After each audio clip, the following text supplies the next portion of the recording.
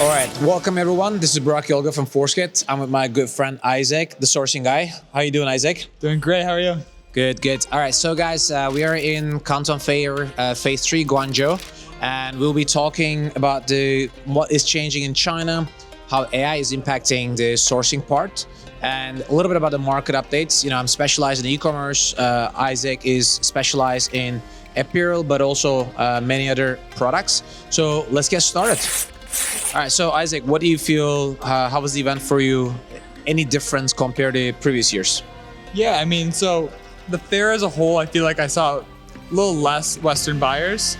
It felt a little bit slower than normal, but I did see a good amount of product innovation. I think as more and more Chinese vendors actually become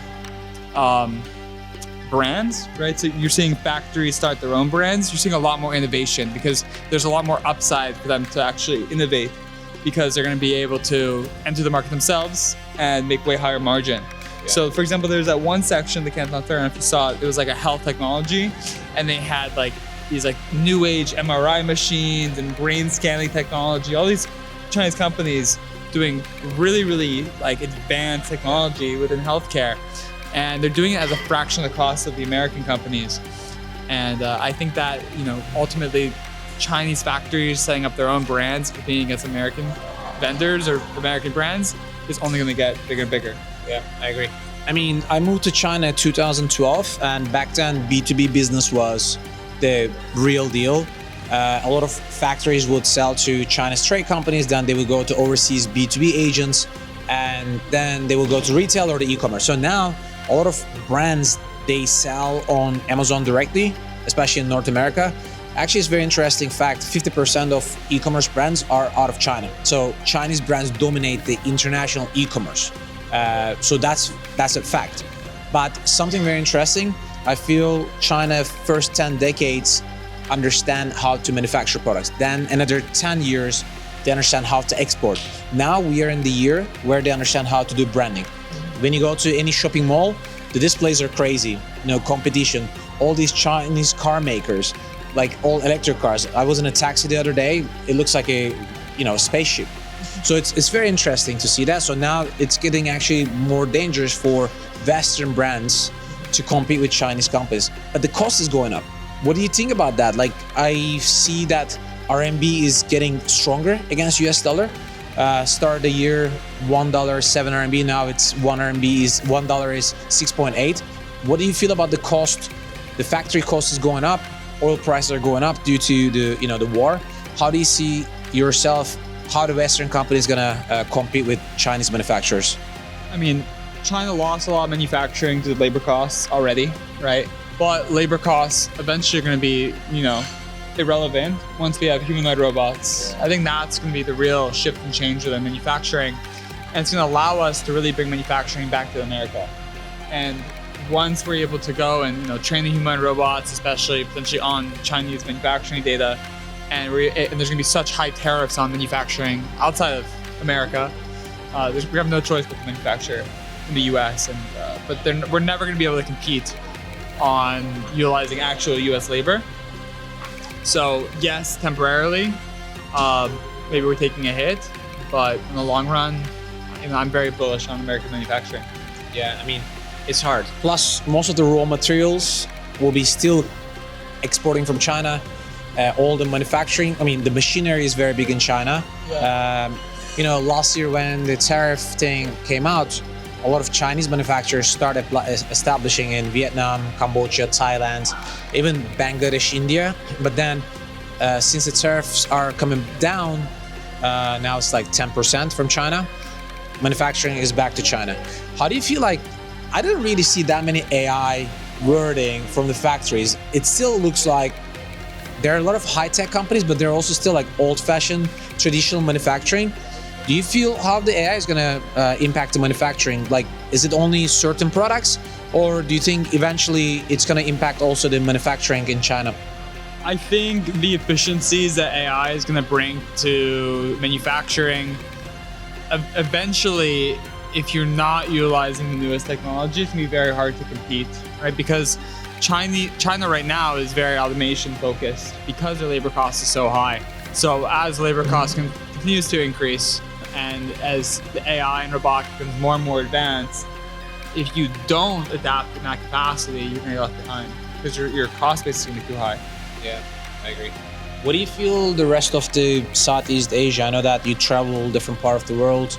Do you feel other countries have potential to like catch up with China?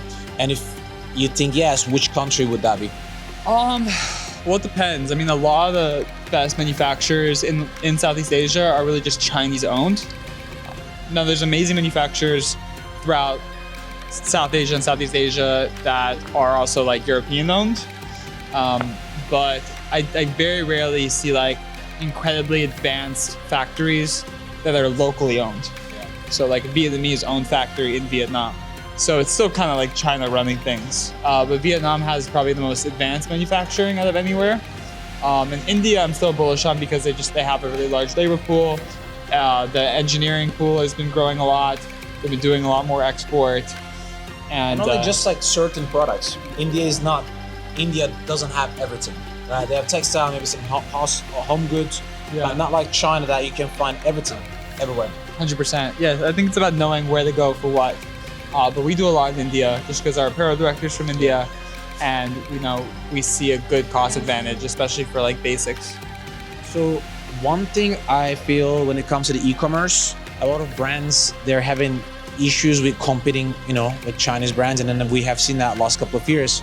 I think we all agree, I go to a lot of Amazon events throughout the year, and everybody agrees that sourcing product from Alibaba, just putting OEM, sending to Amazon FBA, that business model is done. Like, it doesn't work anymore because, it's either very cheap products that Chinese manufacturers sell directly, or you need to become brand. So TikTok shop is now popular. TikTok is trying to push, Walmart.com is trying to push. So going to omnichannel is, I think, the key way to success in e-commerce. What do you think for brands like, becoming a brand, what they can focus mainly, how they can differentiate themselves from the Chinese manufacturers? I think that American brands typically are still way better at marketing and creating more customer story and influencer marketing and all these different channels. If you look at brands like Comfort, the fastest growing apparel brand of all time, they scaled not because their product was anything special or unique. It was a poly blended hoodie, right? In a time when actually everything was kind of moving over to 100% cotton. They scaled because they were really, really good at marketing, right, and telling stories. So I think Chinese companies are going to be, they're going to get better at design, they're going to get better at selling to American markets, but will they be able to truly be able to market and communicate effectively to the Western buyer? I think, time will tell.